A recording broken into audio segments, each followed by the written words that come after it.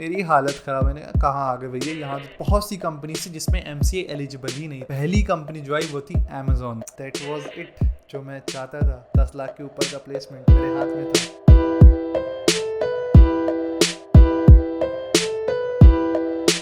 Hello and welcome back to the code venger. आज हम करने वाले हैं रिव्यू किसका? चोर यूनिवर्सिटी VIT का। ओके, तो ये यूनिवर्सिटी चोर है या नहीं ये तुम खुद डिसाइड करना इस वीडियो के बाद। बट ये एक नॉर्मल रिव्यू वीडियो नहीं होने वाला जो तुमने यूजुअली इंटरनेट में देखे होंगे, बिकॉज हर स्टूडेंट का एक्सपीरियंस डिफरेंट होता है। तो आई डोंट थिंक कि किसी एक का एक्सपीरियंस पूरी एक यूनिवर्सिटी का एक्सपीरियंस डिफाइन करता है, या फिर वो किसी एक बच्चे के एक्सपीरियंस से तुम बोल सकते हो कि वो यूनिवर्सिटी कैसी है। तो ये एक स्टोरी काइंड ऑफ वीडियो होगा जहां पर मैं अपनी कहानी बताऊंगा। तो हो सकता है तुम्हें थोड़ा बोरिंग लगे तो तुम इस वीडियो को चाहो तो स्किप कर सकते हो। VIT के बारे में बहुत सारे रिव्यूज इंटरनेट में, बट यूजुअली वो मुझे थोड़े से इनएक्यूरेट लगते हैं क्योंकि उनको अलग तरह से कुछ थोड़ा शो किया जाता है। बट या we will talk about my experiences. So it was around 2018 I would say, कि 2018 की स्टार्टिंग थी और मुझे डिसाइड करना था कि मुझे MCA करना है या फिर डायरेक्ट BCA के बाद जॉब करनी है। क्योंकि frankly I was pretty good at programming. मुझे स्कूल में भी इंटरेस्ट था प्रोग्रामिंग में, और मैं अपने कॉलेज में सबसे अच्छा प्रोग्रामर था।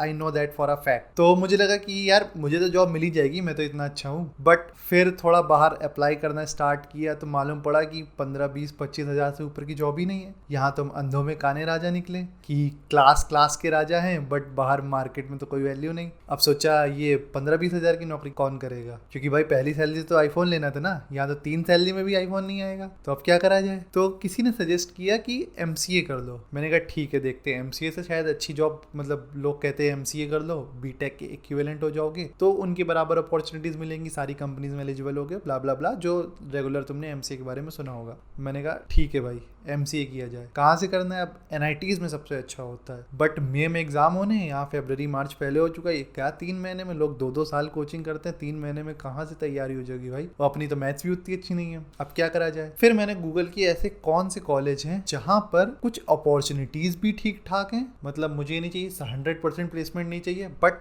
जिनको आता है हो सकता है उनका हो जाए, और साथ में एंट्रेंस एग्जाम में मैथ्स भी कम पूछी जाती हो। अगर तुमने भी ये सिमिलर चीजें गूगल करी होंगी तो तुम्हें पता चलेगा VIT is the place for guy like me. तो बस ठीक है भाई, एंट्रेंस एग्जाम दिया, फॉर्म भरा, अच्छी रैंक आ गई क्योंकि मैथ्स थी नहीं ज्यादा, सिर्फ और सिर्फ बेसिक्स थे कंप्यूटर साइंस के, वो मुझे आते थे। अब VIT के रिजल्ट आए तो उसमें मेरी रैंक बनी 2 डिजिट, 93 रैंक थी मेरी। बहुत अच्छी बात है, 500 रैंक तक वेल्लोर कैंपस भी मिल जाता है। तो यानी अब चलेंगे मेन कैंपस। अब बीच में इसमें फनी बात ये थी कि 2018 में शायद पहला बैच था भोपाल कैंपस का, तो हमारी काउंसलिंग भोपाल कैंपस में होनी थी। तो वहां पर गए हम बड़े चौड़ में कि भाई हम तो टॉप रैंक करें, अंडर 100 रैंक लाए हैं, वेल्लोर कैंपस लेंगे मजे में। वहां पहुंचे, काउंसलिंग स्लॉट भी सबसे ऊपर। तो बड़ा अच्छा जिंदगी में पहली बार अच्छा फील हो रहा था कि भाई टॉपर्स की लिस्ट में नाम आया है। भले वो VIT का एग्जाम था, NIT नहीं था, बट अच्छा फील हो रहा था। अब वहां पर जो पूरे स्टाफ था वो था तुम्हारा भोपाल कैंपस का। तो वो बड़े लोगों से कह रहे थे कि भोपाल में एडमिशन ले लो, हम लोग ने स्पेशलाइजेशन कराएंगे,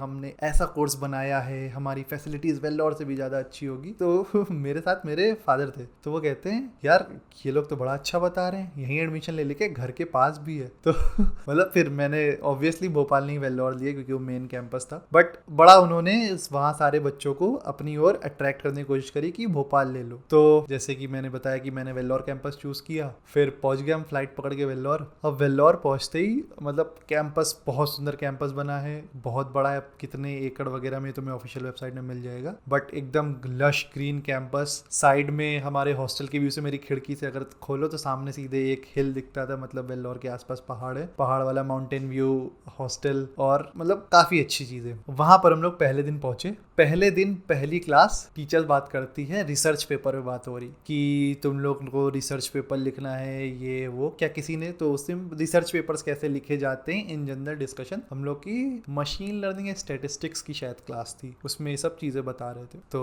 वो उसने फिर पूछा कि क्या किसी ने यहाँ पर रिसर्च पेपर लिखा है। मैंने कहा पागल है क्या, BCA के बच्चे रिसर्च पेपर लिखेंगे? क्या क्या फालतू क्वेश्चन पूछ रही। मतलब ऑब्वियसली कहानी मैंने मन में सोचा, पीछे से एक हाथ उठता है। मैंने कहा अरे बाप रे बाप, उसने रिसर्च पेपर लिख रखा है, वो भी पब्लिश्ड है उसका पेपर। उसने बंगाल से कहीं से अच्छे कॉलेज से BSc IT शायद कर रखा था या BCA कर रखा था, आई एम नॉट श्योर उसकी डिग्री क्या थी, बट उसने रिसर्च पेपर पब्लिश कर रखा था। मेरी हालत खराब, मैंने कहाँ आ गए भैया, यहाँ तो 3 साल मौज मारी है कॉलेज के बाद, स्कूटी लेके इधर उधर चीजें करी हैं और पढ़ाई लिखाई तो ज्यादा करी नहीं, बस प्रोग्रामिंग थोड़ी बहुत आती थी, उसके दम पे पेपर निकल गया। फिर मैंने कहा चलो कोई नहीं, होते हैं कुछ तेज बच्चे। अब फिर दूसरा लेक्चर हुआ, वहां पर बात हो रही networking class, computer network class चल रही है। वहां पर किसी ने पूछा कि कोई CCNA सर्टिफाइड है क्या। CCNA होता है सिस्को का एक सर्टिफिकेशन होता है, करीब 20-25 हज़ार का एग्जाम होता है, वो तुम्हें क्लियर करना होता है। उसके लिए लोग कोचिंग भी करते हैं, उसके अलग 30-40 हज़ार, मतलब काफी 5-6 महीने की ट्रेनिंग वगैरह लेके लोग करते हैं। उस पर एक हाथ उठ गया, एक लड़का CCNA सर्टिफाइड। भाई मेरी पहले दिन हालत खराब, हमने कहा ये किस जगह आ गए, यहाँ तो कुछ लाइफ में किया ही नहीं है। यहाँ एक रिसर्च पेपर लिख रखा है, एक CCNA सर्टिफाइड, क्लास में आंसर दे रहे लोग, ये पढ़ रखा वो पढ़ रखा। तब जाके पता चला कि भैया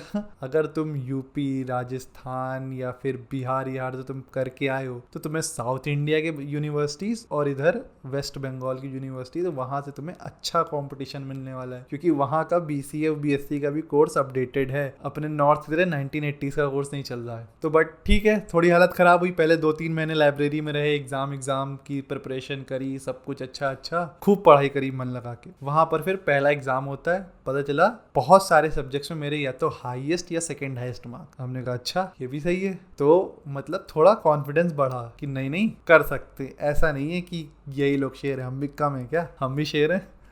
तो फिर ऐसे करते करते फर्स्ट ईयर निकल गया, और फॉर्चुनेटली जो पूरा एक 250 बच्चों का हमारा 4 सेक्शन का बैच था, तो उसमें से जो टॉप 10 बच्चे थे उनको कुछ कैश प्राइज और एक मेरिट सर्टिफिकेट भी मिला था। तो fortunately I was one of them. Confidence आ गया कि हाँ कुछ हो सकता है। फिर वहां पर सीनियर से बात करना स्टार्ट करी। ये पता चला कि अगर तुम VIT में हो तो ये बात तुम भी ध्यान से सुनना कि वहां पर 3 कंपनीज ऐसी हैं जो हर साल आती हैं MCA के लिए, और वो 1 से ज्यादा बच्चे भी ले जाती हैं। तुम्हारी पहली कंपनी हो गई TCS डिजिटल। अब TCS डिजिटल के बारे में ज्यादातर लोग जानते होंगे। अब उसका एक एग्जाम होता है NQT करके, तो वो ऑल इंडिया लेवल पे होता है। उसके थ्रू तुम डिजिटल प्रोफाइल के लिए सेलेक्ट होते हो। पहले तुम निंजा का एग्जाम देते हो, उसमें अगर पास होते हो तो डिजिटल का देते हो, फिर उसमें इंटरव्यू होता है, फिर तुम्हारा सिलेक्शन होता है। अब ऐसे ही डिजिटल का, लेकिन कुछ जो टॉप प्राइवेट कॉलेजेस हैं या फिर जो गवर्नमेंट कॉलेज हैं, उसमें डिजिटल डायरेक्टली आती है। मतलब तुम्हें ऑल इंडिया लेवल पे NQT नहीं देना होगा, 2 एग्जाम नहीं देने होंगे, तुम सिंगल एग्जाम दे सकते हो। तो VIT में वो होता है, VIT is one of those colleges. तो एक कंपनी को तुम्हारी डिजिटल जो आती है करीब तुम्हारे 7 से 8 लाख की प्रोफाइल में। फिर आती है तुम्हारी डेलॉइट भी हर साल आती है, और काफी बच्चे 8-10 बच्चे ले जाती है वो MCA से, वो भी करीब तुम्हारा 7.5 के पैकेज पे आती है। फिर एक कंपनी आती है FICO, हर साल MCA के लिए आती है। FICO तुम्हारा,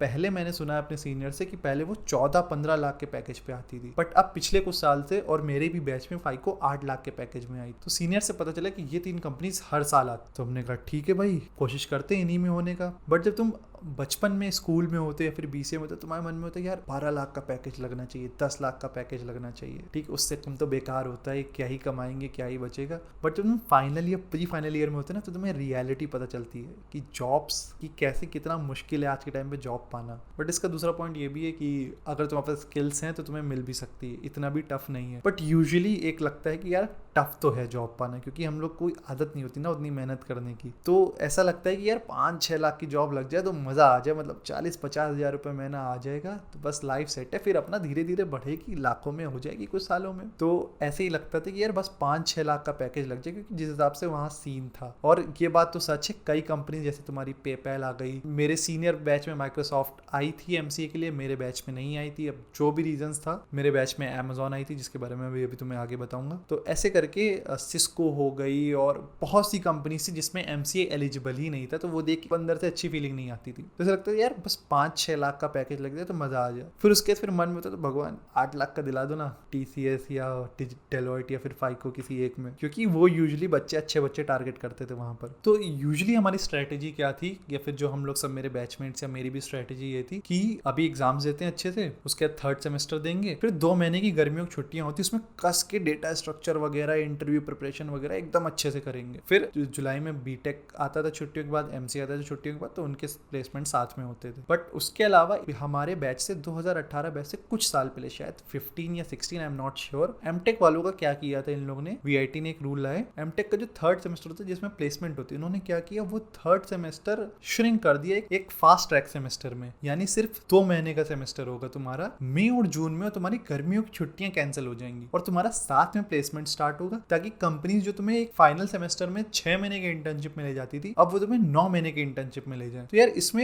बच्चों का भी फायदा है क्योंकि उनकी हॉस्टल की फीस बचती थी, प्लस वो पढ़ने की जगह कमा रहे होते थे, तो डबल फायदा, पैसे बच भी रहे और एक्स्ट्रा पैसे भी आ रहे। कंपनीज को क्या फायदा, उनको एक सस्ता इंटर्न मिल गया, यानी जो 6 महीने इंटर्नशिप करता उसके 6 महीने बाद उनको कन्वर्ट करके उसकी सैलरी बढ़ानी पड़ती फुल टाइम में, अब वो उससे 9 महीने काम करा सकते क्योंकि तुम्हारी डिग्री तो 9 महीने बाद मिलेगी। तो ये एक तरह से विन विन सिचुएशन था। और साथ में जब बीटेक वाले आएंगे जुलाई में, तो उनके प्लेसमेंट होने से पहले एमटेक के बहुत बच्चे प्लेस हो चुके होंगे, तो एक कॉन्फ्लिक्ट भी नहीं होगा। तो ये मेथड एमटेक वालों के लिए वर्क किया। 2018 में इन्होंने क्या किया, सेम ये मेथड लगा दिया एमसीए वालों के ऊपर। अब भाई एमसीए वालों की हालत खराब, हमने तो प्रिपरेशन करी नहीं, हमें तो 2 महीने की छुट्टी चाहिए थी। थोड़ा मैनेजमेंट में, थोड़ा बच्चों में डिस्कशंस हुए, बच्चों ने कहा नहीं छुट्टी चाहिए, हम प्रिपेयर्ड नहीं है, अचानक से नहीं कर सकते, पहले बताना चाहिए था, ये वो। किसी ने इंटर्नशिप समर की अपनी अप्लाई कर दिया था, किसी को वो मिल गई थी, तो ऐसे करके काफी दिक्कतें हुई। बट मैनेजमेंट ने कहा नहीं, सम फास्ट ट्रैक सेमेस्टर होगा और तुम लोग के 2 महीने में ये सेमेस्टर खत्म। अब जैसे ही हमारे सेकंड सेमेस्टर के एग्जाम खत्म हुए, पहली कंपनी जो आई वो थी अमेजॉन, एमटेक और एमसीए के लिए। मतलब पहली कंपनी अमेजॉन, 28 लाख पैकेज। कोई प्रिपेयर्ड नहीं था सही से, बट जो बच्चे प्रिपेयर्ड थे, जो पहले से, जो मेरी तरह लास्ट मोमेंट पे प्रिपरेशन करते थे, उनका नहीं हुआ, जो तैयार करते थे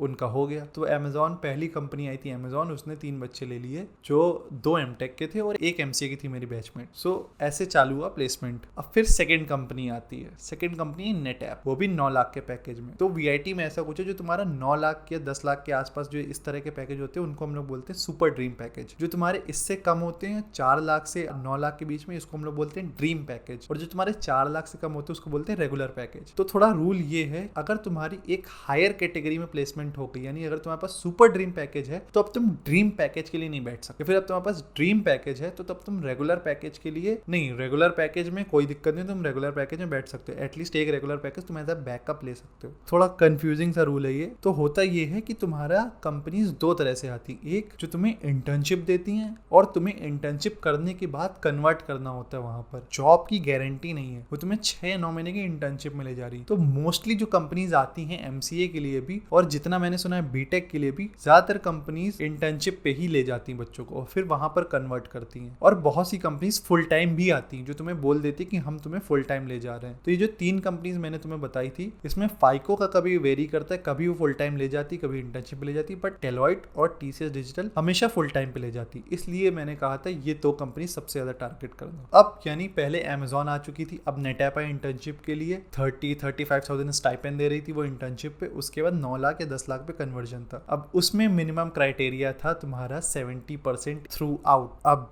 मेरे एमसीए में 9 पॉइंटर थे, वो ठीक था। 10th-12th में भी 70% प्लस थे, बट मेरे बीसीए में थे 69.0%। मैं नेटऐप के लिए नहीं एलिजिबल था। अब तो ये दूसरा क्वेश्चन लोगों का आता है कि क्या तुम्हें 60% या 70% चाहिए होंगे। तो देखो, अगर तुम वीआईटी में जा रहे हो तो तुम्हारा 60% तो मिनिमम है, क्योंकि 99.9% कंपनी 60% मांगती है। इनफैक्ट वीआईटी का पैट सेल भी तुमसे बोलता है तुम्हारे 60% होने चाहिए। बट कुछ कंपनीज होती है, जैसे नेटऐप हो गई, या एक और कंपनी थी, वो भी 15 लाख के पैकेज में थी, उसमें भी मैं प्लेसमेंट में नहीं बैठ पाया था। मैं नाम भूल गया कंपनी का, बट एनीवेज एक और कंपनी थी 15 लाख की करीब, जो 15 लाख दे रही थी। स्टाइपेंड भी अराउंड, सबसे ज्यादा स्टाइपेंड उसी ने दिया था, अराउंड आई थिंक 50-60,000 के अराउंड कुछ स्टाइपेंड था। तो उस पर भी मैं एलिजिबल नहीं था। तो इस तरह से मेरी 2 कंपनी छूटी थी। एक ने 70% मांग लिया था थ्रू आउट, एक ने 75% मांगा था। इसके अलावा मैं सारी कंपनी में एलिजिबल थी, क्योंकि इसके अलावा हर कंपनी ने 60% ही मांगा था। सो इसीलिए मैं बोलता हूँ कि परसेंटेज, अगर तुम नहीं हो 9 पॉइंटर, तो एटलीस्ट कोशिश करो कि तुम्हारे 60 या 70% तो बने,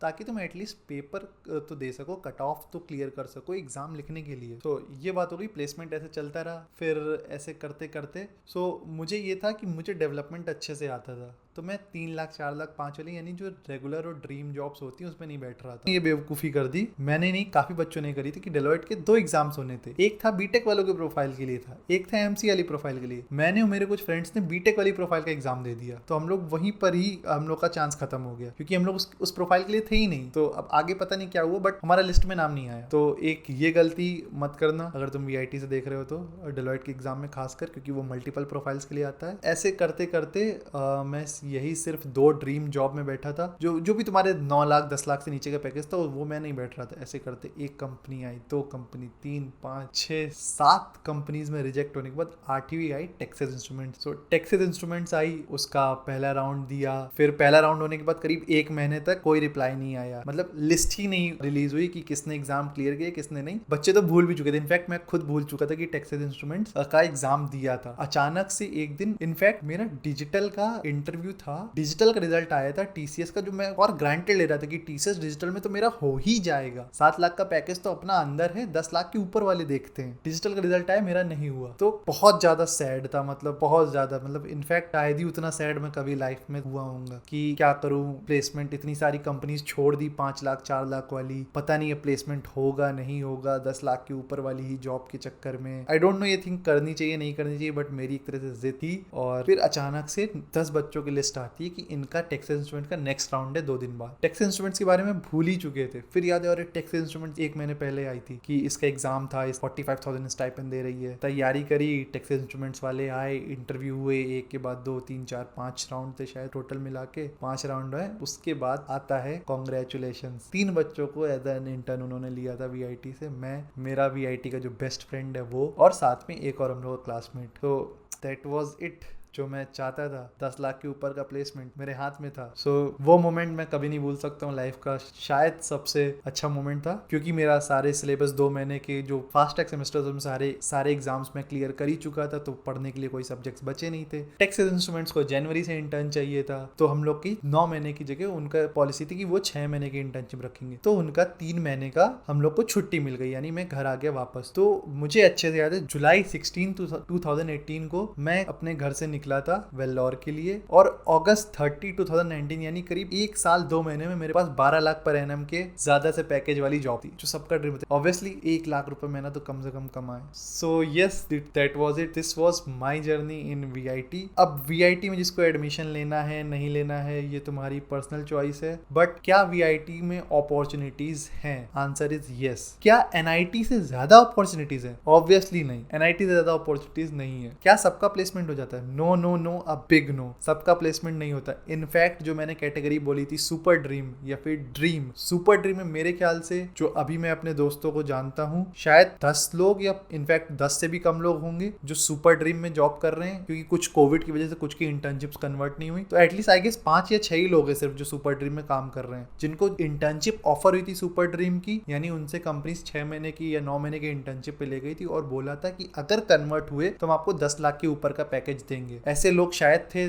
10 या 12 लोग होंगे वीआईटी से, बट कन्वर्ट सिर्फ 5 या 6 की हुई मेरे जान पहचान में। अब उसका रीजंस कोरोना भी हो सकता है, उसका रीजंस उनकी अंडर परफॉर्मेंस भी हो सकती है, जो रीजन है मुझे नहीं पता। फिर आते हैं जो ड्रीम पैकेज होते हैं, यानी 5 लाख से 9 लाख के बीच में। ऐसे में मेरे ख्याल से 15-20 बच्चों का लॉट है जो ऐसे पैकेज में, डेलोइट में शायद 11 बच्चे हैं, टीसीएस में 4-5 बच्चे हैं, इनफैक्ट 20 से भी ज्यादा होंगे, शायद 25 बच्चे होंगे जो 5 लाख से 8 लाख के पैकेज वाले हैं। बचे हुए सारे बच्चे या तो अनप्लेस्ड हैं या फिर 5 लाख नीचे के पैकेज वाले हैं। अगर तुम वीआईटी जा रहे हो या फिर वीआईटी में हो तो कोशिश करो तुम वहां के टॉप 20 बच्चों में हो पूरे एमसीए के बैच में, क्योंकि अगर तुम टॉप 20 बच्चों में हो तो तुम्हारी 7 लाख 8 लाख या उससे ज्यादा की प्लेसमेंट लग जाएगी, बहुत हाई चांसेस है इसके। बट अगर तुम उससे नीचे हो या फिर तुम्हें लगता है तुम्हारी प्रोग्रामिंग उतनी अच्छी नहीं है और तुम्हें वीआईटी मिल भी रहा है, तो ट्रस्ट मी, सबका प्लेसमेंट नहीं होता है। 100% placement is a completely false statement. But of course VIT में तुम्हें इतनी अपॉर्चुनिटीज हैं कि अगर तुम डिजर्व करते हो तो तुम्हें जॉब अच्छी मिल जाएगी, I can guarantee you this. और तुम अगर नॉर्थ इंडिया से हो तो यहाँ के एवरेज कॉलेजेस, यानी मेरे शहर में जो कॉलेज है उसकी फीस एमसीए की करीब 1,30,000 के अराउंड है, 1,25,000 20,000 के अराउंड है, और वही वीआईटी की मेरी 1,38,000 मेरी फीस थी, यानी 10 से 20,000 रुपए का फर्क है। बट यहाँ के बच्चों की मेरे से आधी की भी जॉब नहीं लगती। यहाँ के जो टॉपर्स होते हैं वो मैक्स टू मैक्स तुम्हारा बहुत ज्यादा किसी ने अच्छा कर लिया तो डिजिटल, लेकिन यहाँ पर अगर तुम नॉर्थ इंडिया में हो और यहाँ से अगर तुम डिजिटल का पेपर निकाले या फिर किसी भी तुम एक नॉर्मल यूनिवर्सिटी में हो, जितनी मेहनत तुम 7 लाख की जॉब के लिए करोगे उतनी मेहनत अगर तुम